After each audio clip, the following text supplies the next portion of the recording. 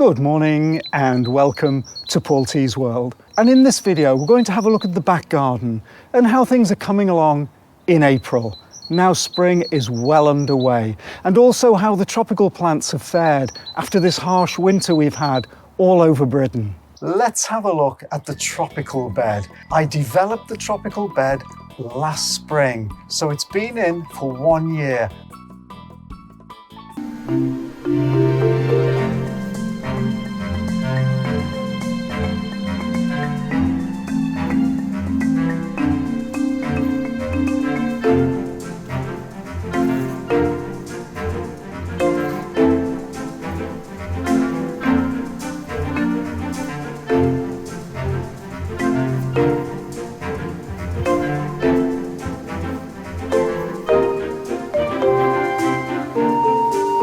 Let's see what happened over this winter.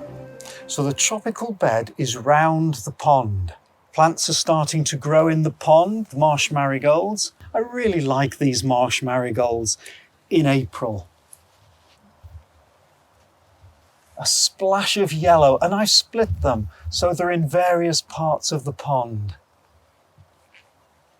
Just like most plants, and virtually all pond plants, you can split them. And here are the flag iris. They'll grow about 3-4 feet high with nice yellow flowers.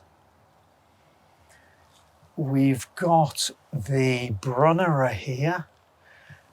Brunnera Jack Frost. I split a Jack Frost last year, and these are 2 of them. The Lamium that I bought small last year, just about this big here, like that, and it's grown like that this year, and I'm going to split that and put it in various parts of the garden as ground cover. This is a euonymus, a lovely splash of bright leaves all year. But we're going to have a look now round the tropical bed. And right in the tropical bed, we've got here a foxglove. So I'll move it from here. It's self-seeded. There are cannas down here that haven't come up yet. And this is the, I've just forgotten the name of this. Obviously, I'll put it up on the screen. It's looking really healthy and it's multiplied itself. I put it in last summer. This is a dahlia. I left the dahlias in. It's the Bishop of Llandaff. It's not come up yet. The pan farm, the fan palm didn't have a problem this winter. Got covered in snow, I think on 2 or even 3 occasions. It bent these leaves right down to the ground, and they've come straight back up. Ooh, a little one forming here at the side. Another dahlia. This is the Moonfire, isn't it, this one? My favourite. Hopefully that'll come up again. But look at this. This is the Persicaria. Persicaria Purple Fantasy. I bought this, just a small one, about this size, last year, probably in May. And I've planted it in a few places. I've taken cuttings, and look at this. This is from one plant from last year. And here was an experiment that I don't think worked because of our winter. The previous winter was so mild. We only had 2 or 3 light, very light frosts. And I thought, I'm going to leave the Brugmansia in the ground. And here it is. Now, there's still a chance that it might have survived. I don't think the chances are good. I've simply left it. See, obviously all this growth is dead. But will it reshoot from somewhere down here? I don't know. I haven't prodded it about too much. I've just left it and we'll see what happens. I'll probably have to cut it off here and see if anything shoots from the ground. It may do or it may not. This winter might have just been too much for it. These are alliums. I think these might have self-seeded actually, because I didn't put them here, I put them further along. This is purple loosestrife. This is a native of Great Britain and no doubt a lot of other places, and that's growing no problem at all in our winter, of course. And here's the very large Eric Neubert. Now this is all mushy, of course. Will it grow from here? We'll see. I'm expecting it to, this canna. Now down here I have elephant ears. Oh, and a robin, of course, obviously. And I have two sets of elephant ears here. Pink china, now they're supposed to be hardy. It was its first year. Now, is there any chance that that's a pink china? I wonder if it is. You see, I've never seen a small pink china before. I bought it about this big last year, put it in here. The leaves were absolutely brilliant. Really enjoyed them. Do you know, I wonder if it is. If it is, then I've got a pink china that survived this last winter, and I would be absolutely delighted. Euphorbia mellifera. I've read on the various Facebook groups that people's mellifera have died. Now, this hasn't died because I can see that, in fact, it's growing a leaf there. Will it grow more from the base here? I don't know. It was my first year with it.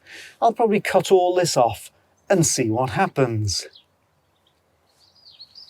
The Fatsia, it survived okay. Here are the new leaves coming through. It's a spider's web, that one. Another Persicaria, just a little cutting I did last summer, popped it there. And here, this this is an aeonium, and I left it out. There's another one. I wouldn't expect it to survive the winter here, particularly after last winter. The previous winter it would have done easily. And here, let's just see if I can just get a little bit closer here without walking on the bed. Here is the banana, Musa Baju. And it survived. I didn't do a thing with it. I'll now show you various photographs of it during the year. Living life every day, late at night, not okay. All I want, and I pray, all I need are some better.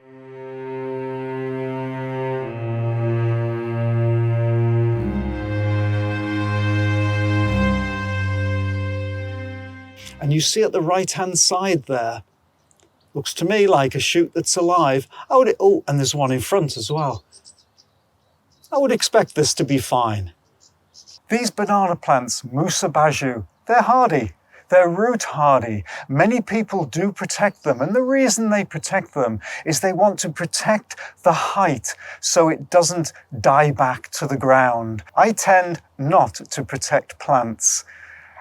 I like to see what they can do without protection. And indeed, I completely left all of these plants in the tropical bed to their own devices. And then we get the worst winter we've had since 2010-11. We had a really bad winter last winter, which we all know about. Everywhere in Britain had this bad winter. And I've got my new tropical bed just started in May last year. It'll be interesting to see with this Musa Baju how high it grows in this second year. It grew probably about 6 feet high, 7 feet high in its very first year. And now that it has some roots already at this time of the year, I'm expecting it to do at least as well as that, unless this winter has knocked it back. And through there, we have the other Persicaria. We have both the Persicarias here, the purple fantasy, which has done brilliantly. And here is the red dragon. And again, no problem at all in this severe winter. Another Persicaria, another purple fantasy there has done well. So really pleased. Oh, there's a hosta just coming up there. And here's another look at that Musa Baju. The main part, of course, has completely gone to mush. but there do seem to be 2 or even 3 shoots. They're kind of like pops coming around the side. I can see another one, so it looks like there's 3. Absolutely fantastic, really exciting. Let's move over now to the hardier plants in the lawn bed and the shed bed. So we turn straight round to a hydrangea, and this is Zorro. This is a lace cap. Oh, and here's an honesty. It's self-seeded here. It's going to be covered in flowers. They're all coming from the sides. And that attracts the butterflies really well. Oh, let's see what the robin's got. Oh, actually, he's picking up a wasp. Look at that. I think it's a wasp.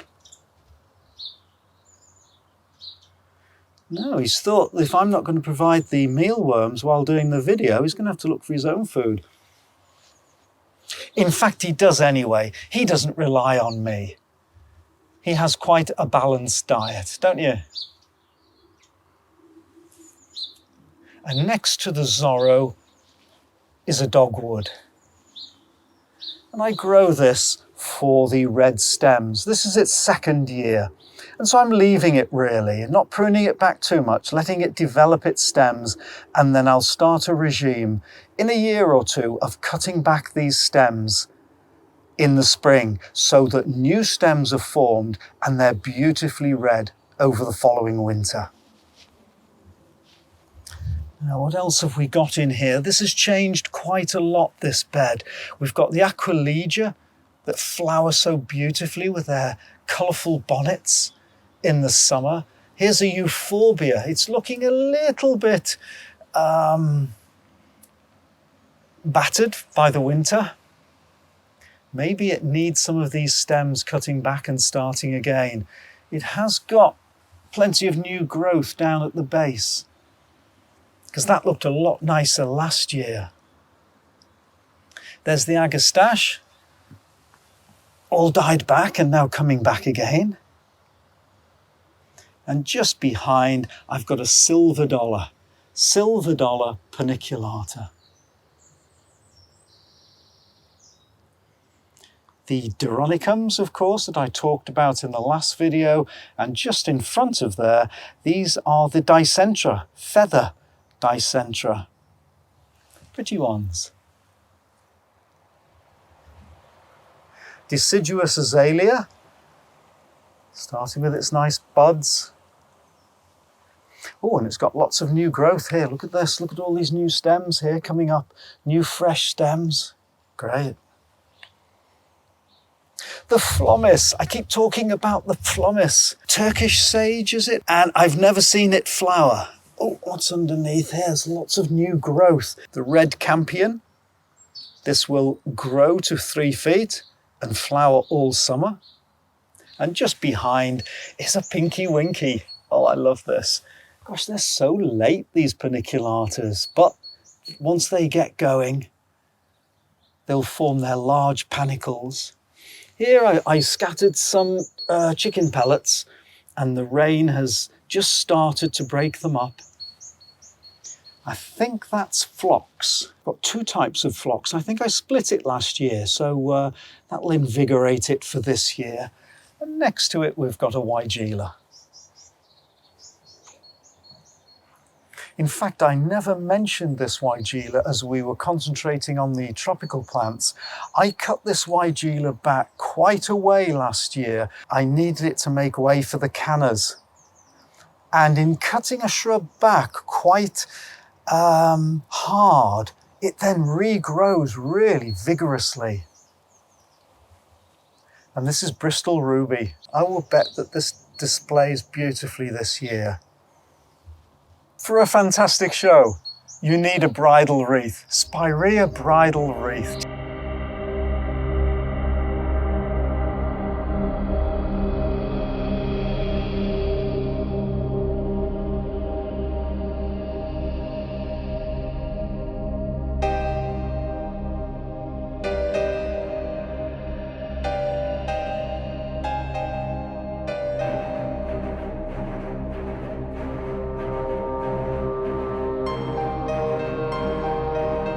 I hope you've enjoyed this look round my front and back gardens in April and showing you how the plants have fared this last winter and how they're doing in spring. And I'll see you next time in Paul T's World. Bye.